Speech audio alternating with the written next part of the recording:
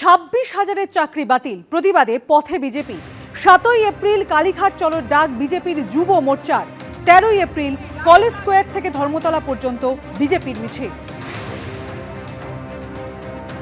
আগামী 13 তারিখ আমরা কলেজ স্কোয়ার থেকে রানী রাসমণি পর্যন্ত বিশাল আমরা প্রতিবাদ মিছিলের ডাক দিয়েছি এবং সেই বিরাট প্রতিবাদ মিছিল হবে।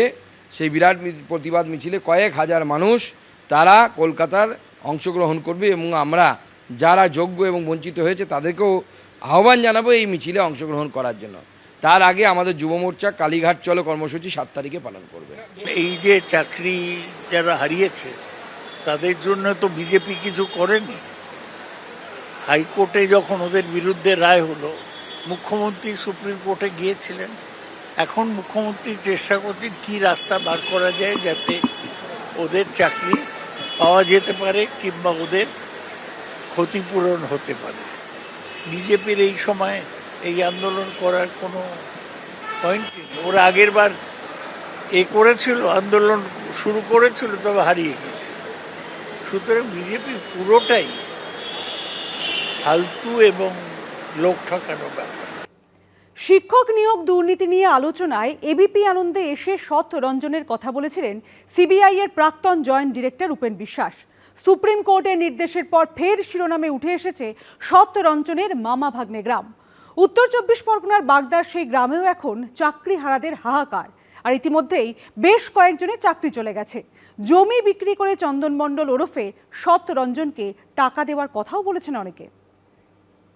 খুবই খারাপ লাগছে, কারণ আমাদের গ্রামের নামটা তো আগে উঠে আসবে, 10টা লোকে জানতে পারবে। নিয়োগ দুর্নীতি মামলায় হাইকোর্টের রায় বহাল রেখেছে সুপ্রিম কোর্ট। চাকরি হারিয়েছেন প্রায় 26,000 শিক্ষক ও শিক্ষাকর্মী, জানিয়ে উত্তাল হয়ে উঠেছে গোটা বাংলা। আর এরই মধ্যে ফের একবার শিরোনামে উঠে এসেছে উত্তর 24 পরগনার বাগদার মামা ভাগ্নে গ্রাম। এই গ্রামেরই বাসিন্দা চন্দন মণ্ডল। অভিযোগ ওঠে টাকা নিয়ে চাকরি বিক্রির অন্যতম পাঞ্জা এই চন্দন। 2021 এপ্রিল মাসে প্রাক্তন সিবিআই কর্তা উপেন বিশ্বাস যাকে কটাক্ষের সুরে উল্লেখ করেছিলেন সৎ রঞ্জন বলে। এখানে রঞ্জন, আগেই বলেছি, নাম গোপনীয়তার জন্য পরিবর্তন করা হয়েছে। প্রাইমারি ও আপার প্রাইমারি শিক্ষকের চাকরি বিক্রি করে। প্রাইমারির জন্য 10 লাখ ও আপার প্রাইমারির জন্য 15-20 লাখ। এখন প্রাইমারির জন্য 15 লাখ ও মাধ্যমিক উচ্চ মাধ্যমিকের জন্য 25 থেকে 30 লাখ দর উঠেছে। এবিপি আনন্দর যুক্তিতক্ক অনুষ্ঠানেও উপেন বিশ্বাসের মুখে উঠে এসেছিল এই রঞ্জন ওরফে চন্দন মণ্ডলের নাম।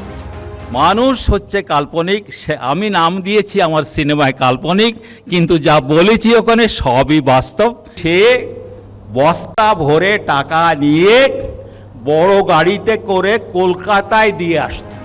অভিযোগ নিজের গ্রাম মামা ভাগ্নেতেও অনেকের থেকে টাকা নিয়ে চাকরি করিয়ে দিয়েছিলেন চন্দন মণ্ডল ওরফে সৎ রঞ্জন। শুক্রবার সেখানে গিয়ে দেখা গেল সুপ্রিম কোর্টের রায় বেশ কয়েকজনের চাকরি গেছে। যেমন ষষ্ঠী বিশ্বাস, তার দাবি চাষের জমি বিক্রি করে ছেলে মিঠুন বিশ্বাসের চাকরির জন্য নগদ 2 লক্ষ টাকা দিয়েছিলেন চন্দন মণ্ডলকে। নামখানার একটি স্কুলে ছেলের ক্লার্কের চাকরিও হয়েছিল। বৃহস্পতিবার সেই চাকরি চলে গেছে। চাকরিটা কে দিয়েছিল? চন্দন মণ্ডল। কিভাবে চাকরি দিল?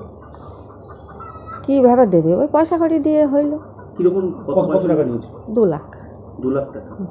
তো জমি বিক্রি করে দিয়েছিল? হ্যাঁ, জমি বিক্রি। স্থানীয় বাসিন্দা শ্যামলী মণ্ডলেরও দাবি চন্দন মণ্ডলকে 2 লক্ষ টাকা দিয়ে ছেলে ভীম মণ্ডলের জন্য চাকরির ব্যবস্থা করেছিলেন। বৃহস্পতিবার চলে গেছে চাকরি। আমরা জোগাড় করি, হয়তো কারো কাছে নিতে হয়তো 2-1 লাখ টাকা দিতে পারে গরিব মানুষ হিসেবে, বাড়ির লোকেরা। চন্দন মণ্ডল ওরফে সৎ রঞ্জনকে নবম দশমে নিয়োগ দুর্নীতি মামলায় গ্রেপ্তার করে সিবিআই। সেই মামলায় জামিন পেলেও একই মামলায় ইডি গ্রেপ্তার করে তাকে। বর্তমানে জেলে রয়েছেন চন্দন মণ্ডল।